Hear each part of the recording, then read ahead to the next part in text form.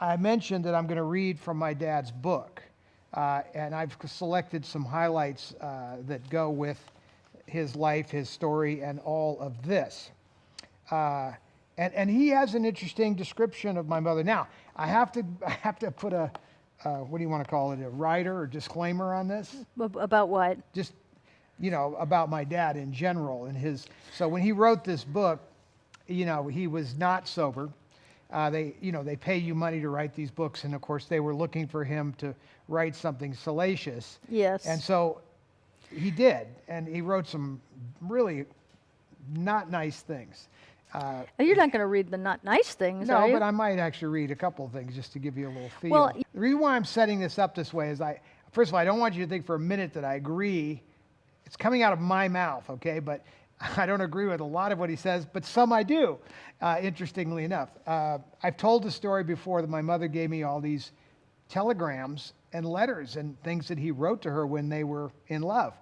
And, it's over-the-top romance stuff. So you'll hear that he eventually gets himself into denial about all of this. But those letters and even what he's saying in the book is sort of contradictory to what happened. So I'm going to read a little and then I'll show you some pictures. So I'm just starting sort of at a certain point here. He's describing my mother. He says, "For a time it was like the world was my magic lantern.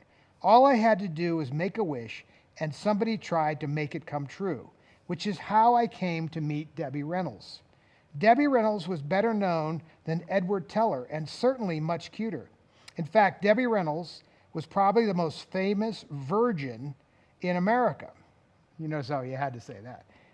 I mean, like, who else would even, point that, because that's really what this really is all about. And when it gets down to it, his mind was always in the sex department. In 1954, she was one of the most popular female stars in motion pictures. I fell in love with her when I was in Korea. So my father was entertaining troops. He was a private first class, but he was an entertainer. He was part of the band in the Army, and God forbid you give him a gun, but he sang beautifully, and so he entertained the GIs. He says, while I was in Korea, along with about 1 million other GIs, one night I was sitting in a tent. It was pouring outside, and we were watching Gene Kelly and Donald O'Connor and Debbie Reynolds dancing through a storm and singing in the rain. Now, as you all know, nobody danced in a storm other than Gene Kelly. So this is an example of dumb recollection of movie history. Donald and Debbie sing Good Morning in a dry kitchen and then throughout the house, but Gene's the one running around in the rain, so he doesn't even get that right. And on that sheet, it was hung in front of the tent. She looked like a dream. She was too good to be true. Only later did I find out how accurate that impression was. Watching that movie, I think it was impossible not to fall for her. I told myself that as soon as I got back to the States, I was going to date her. And as I later discovered, Debbie Reynolds was indeed the girl next door. Now, all that sounds pretty good, right? And then it drops right into this. But only if you live next door to a self-centered, totally driven, insecure phony. Now, there isn't a person on earth that would describe my mother like that. Now, if I read it again, given that we now know that he is a narcissist drug addict at the time this is happening, yes, he is the self-centered, totally driven, insecure phony. So he's really describing himself, even though he was trying to describe my mother. So that's how that goes. Now, I'm going to get into... I can't imagine when you read that the first time how angry that must have made you. Well, you got to know that I knew what he was up to at this time.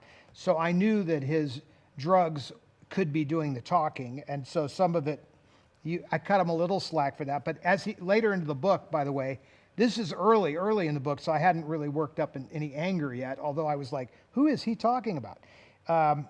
So he now, I'm going to skip up, but he goes here, he says, while I never considered Debbie Reynolds to be exotic, she certainly portrayed the all-American girl. She was a cheerleader and the Girl Scout. She was so innocent that supposedly in high school she wore sweaters embroidered with the initials NN, meaning non-necker.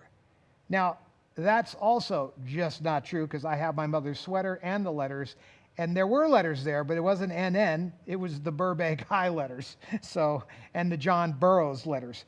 Maybe that image was originally appealed to me so much. She certainly was pretty. Whatever it was, at first I was greatly attracted to her. I met her only once early in 1951. He describes when he first met her. I'm going to skip through all of that because it gets more juicy down the road. So it gets into this. She talks about going to meet, calling my grandmother and getting my mom on the phone and what that was like, and my grandmother was like, "Who is this?" Because Debbie still lived at home. Absolutely. How old was she? She's 20 years old. Uh-huh. So what did you expect through all this? So now I'm going to skip to this, what I think is, I'm going to cut to the meat of it, and I'm going to start running you some pictures. So he starts to date my mother. Now, he makes mention here early on that Debbie was dating. Now, I'm going to start the slideshow. So my mom did first date Robert Wagner at the Evergreen house where she grew up. And they never made a movie together, so they were really just, an interesting couple. My mother always was, loved him. In fact, I called him at her request in her final words on earth to say to him that she always loved him. And I did, as you know. And I wrote it in my book as well. So they're, now you can see what happened there. My dad actually won the competition. And so there's Robert Wagner congratulating my dad for landing my mother. So here's his description now. So I'm just showing you that to give you a little prelude to what's happening. We saw each other almost every night. I had learned from Mike Todd, and so I started sending her flowers after every date. Our third date, I gave her a pearl and diamond bracelet, then I gave her a diamond necklace and a Le Coutier wristwatch. One and only three, he's bragging about his gifts, so I'm going to skip. But this is the part I like. I gave her a miniature poodle we named Rocky. That is very true. You've seen those little white poodles. And then he goes on to say, for Christmas, I gave her a fire red engine Thunderbird convertible. There she is as a Girl Scout, but there it is. So he did give her that car. Now that's in the yard at the Evergreen house. That's quite a gift. Yeah. I mean, that's amazing. It wasn't a Thunderbird, but that's okay. Yeah. He gave her a red convertible sports car. So anyway, so he's talking now. So he remembered that part. He just didn't get the name of the car right. So flowers, ended flowers. I don't remember how much of the gifts cost. It didn't matter. I was earning piles of money. Of course, we had to get into that. And let me keep. Okay, so Debbie and I were like two young kids. Now I'm gonna move my little pictures along. In fact, we weren't just like two kids. We were two kids. Now it makes sense when you look at these pictures. I mean, this is them dating.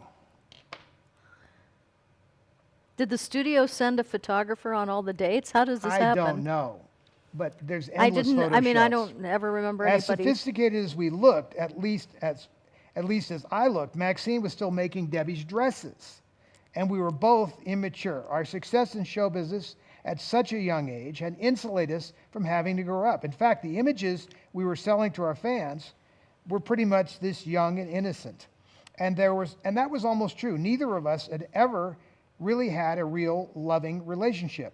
Debbie had dated Robert Wagner on and off for more than a year, but she still claimed to be a virgin. Back to that. Had to get into the virgin thing. And the closest I'd ever come to a commitment was buying one gold shoe for Joan Winan. I don't know what that means. We spent most of the 6 weeks that I was in Los Angeles together, and it was easy to fall in love. And we did things that I had never had a chance to do as a teenager. So you see here, like these photo shoots, really kind of shows them, out and about like kids. And look at these photo shoots. I mean, they're posy, right? Oh, yeah. Oh, yeah. But now, they're really, by the way, these pictures most people have never seen most of these pictures that I'm showing you because we just scanned them, and many of them have never been seen before. I knew I was falling in love with her because I read it every day, every night in the newspapers, which is, what I've been saying, how this relationship was built on the press. There they are at the Tropicana with Eddie Cantor when my dad opened the showroom at the Trop. Our romance fulfilled the highest standards of journalism. So we sold copies, lots of copies. It was the biggest story in Hollywood. So that is a good description of that. Now, this is where it gets, I'm going to go down the dark side here a little bit. Ugh. It's not that dark. Okay. But it's, I'm going to keep showing you pictures while I'm going down the dark side. We did make a cute couple. It was very nice and simple. I loved being with her, and she loved being with me. The media loved us being together, and we loved the media's attention. Deb and I spent a lot of time together, although we were rarely alone. We did about everything together, except sex. In the 1950s, America, sex was a four-letter word. No one talked about it. Television programs, movies followed the three-legged rule, which stipulated that if a man and a woman were horizontal position, at least 1 foot had to be touching the floor. Good girls still hadn't had sex until they were married, and Debbie was a very good girl. For a while, at least. Here we go, right? Oh, man. Yeah, he goes. He had to go there. And I was willing to put up with it for a while, at least. Now, you look at him there. He's obviously, that's my grandmother made that dress. And there is, this is a lot of pose shots. Now, here we're getting to the wedding, but I'm skipping ahead. So with Debbie, the anticipation turned out to be the most exciting aspect of sex. So I'm going to come to me for a second here, because I'll just read this last part. So with Debbie, the anticipation turned out to be the most exciting aspect of sex. There was a lot of heavy petting, a lot of panting.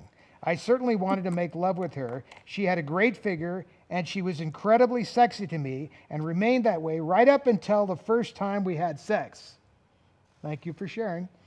Debbie has always claimed that she was a virgin when we married, and that I know this is not true, because I was there long before we got married.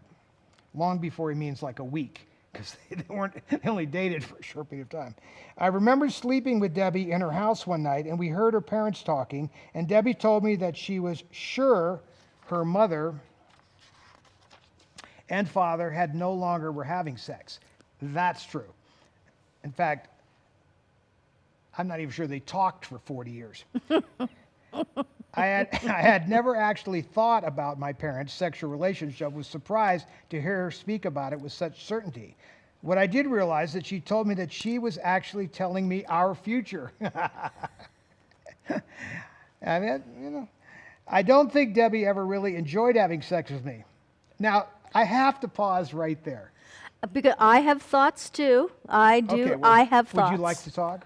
Yes. Go. What a charmer, Eddie Fisher. Charmer. Man. He is such class, real class. You can't, that's right. I'm going to guess that he was terrible in the rack. Okay, so I'm glad you bring this up, because I was about to. Oh, okay. And we've never talked about this. Okay, no. So, but that's my guess. So, look, I got to segue forward. Okay. It's 1974. My mother starts dating a guy named Bob Fallon. Yeah. Who is a real man's man. Really nice guy, but very suave, tanned, good-looking man's man. So here's the truth. My mother had, how old's my mother then? 32? 40? 32. 42. Is that right? After Harry. It's 42. Okay. She had never had an orgasm. Oh, I just got the vapors. Well, my mother wrote about all of this in her book, I think, somewhere. I'm not well, maybe I'm breaking some news. But look, Bob Fallon was a classy guy, and he took the time to make sure that she was fulfilled. And my mom, in tears, said to Carrie and I, that I've never been with a man that pleasured me. And Carrie and I were like, It's 42. That's sad. How old again? Yeah. It is sad. Yeah, it's so very I'm sad. just going to say, when Eddie says, I do remember that sex was terrible, I've been wondering whose fault that might be. Well, Mr. Experience. Yeah. No, well, your dad was a narcissist. right? Oh, for sure. And Absolutely. they can, now narcissists can be really good in bed. That's how they hook people. But it's all for show, because when it all falls apart, that falls apart too. So, you know, they can play that, but they can't sustain that. How's Okay, that? but Then you have Harry Carl, speaking of Well, sustaining. That's right. yeah, well,